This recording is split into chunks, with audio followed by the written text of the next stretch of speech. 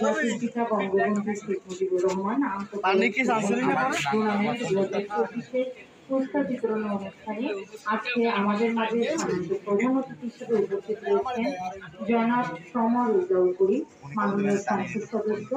উপস্থিত রয়েছেন ইতিমধ্যেই পুলিশ সুপার হিসেবে পদোন্নতিপ্রাপ্ত জনাব মোহাম্মদ মোস্তাফিজুর রহমান। উপস্থিত রয়েছেন সদর উপজেলার সম্মানিত উপজেলা চেয়ারম্যান। উপস্থিত রয়েছেন সোয়ারটি কলেজের সম্মানিত অধ্যক্ষ মহোদয়।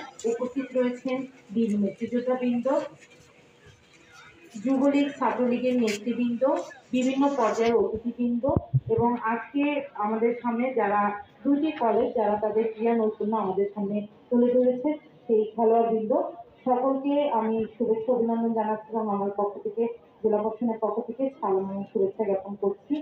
আমি প্রথমেই প্রধান অতিথি এবং অন্যান্য অতিথিবৃন্দকে আজকের অনুষ্ঠানে ক্ষমাসুন্দর দৃষ্টিতে দেখতে বলবো যে আমাদের অনুষ্ঠানটি মূলত বৃষ্টির কারণে এখানে স্যার আয়োজন করতে হয়েছে। এই কারণে আমরা সকল অতিথিবৃন্দকে খুব সুন্দরভাবে বসার জায়গাও দিতে পারিনি।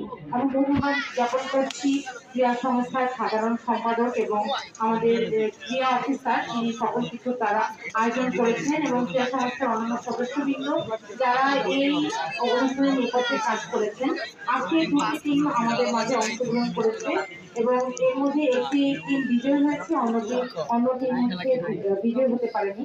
তবে আমি মনে করি যে খেলাটায় অংশগ্রহণ করাটাই মূলত মূল কথা এবং জাতির পিতা বঙ্গবন্ধু শেখ মুজিবুর রহমানের নামে যে আন্তঃকলেজ ফুটবল টুর্নামেন্ট কয়েক বছর ধরেই অংশগ্রহণ অনুষ্ঠিত হচ্ছে।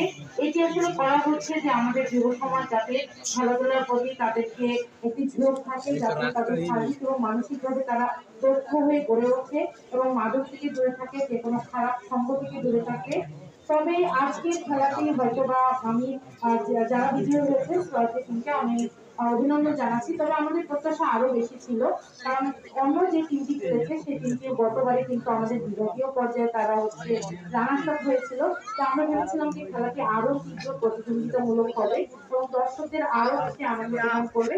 আমার মনে হয় যে যেটি আমাদের পুলিশ সুপার মহোদয়ের প্রতিনিধি বলেছেন যে আমাদেরকে শারীরিক স্ট্যামিনা বাড়াতে হবে, আরো মানে প্র্যাকটিস করতে হবে। আসলে সারা বছর যদি প্র্যাকটিস না করা হয় তাহলে ফুটবল এমন একটি খেলা যেটি সারা বছরই প্র্যাকটিসের মাঠে থাকতে হবে, না হলে হবে না।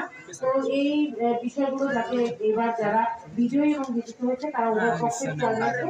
আমি এই অনুষ্ঠানের সাথে অংশগ্রহণকারী প্রিন্স মিডিয়ার যারা সদস্য আছেন এই সকলকে ধন্যবাদ ও কৃতজ্ঞতা জ্ঞাপন করছি এবং সর্বোপরি প্রধান অতিথি মহোদয়কে তার শত ব্যস্ততার মাঝেও যে আমাদেরকে সময় দিয়েছেন এই জন্য ধন্যবাদ ও কৃতজ্ঞতা জ্ঞাপন করে সকলের সুস্বাস্থ্য কল্যাণ জ্ঞাপন করে কামনা করে আমি আমার বক্তব্য শেষ করছি। জয় বাংলা, বাংলাদেশ ফিরে দিবস। ধন্যবাদ অতিরিক্ত জেলা প্রশাসক মহোদয়কে। এবারে জাতির পিতা বঙ্গবন্ধু শেখ মুজিবুর রহমান আন্তঃকলেজ ফুটবল টুর্নামেন্ট 2024 আজকের এই সমাপনী খেলার প্রধান অতিথি আমাদের সকলের প্রিয়জন, প্রিয় মানুষ, মাটি ও মানুষের সাথে যার সম্পর্ক সেই শ্রদ্ধাভাজন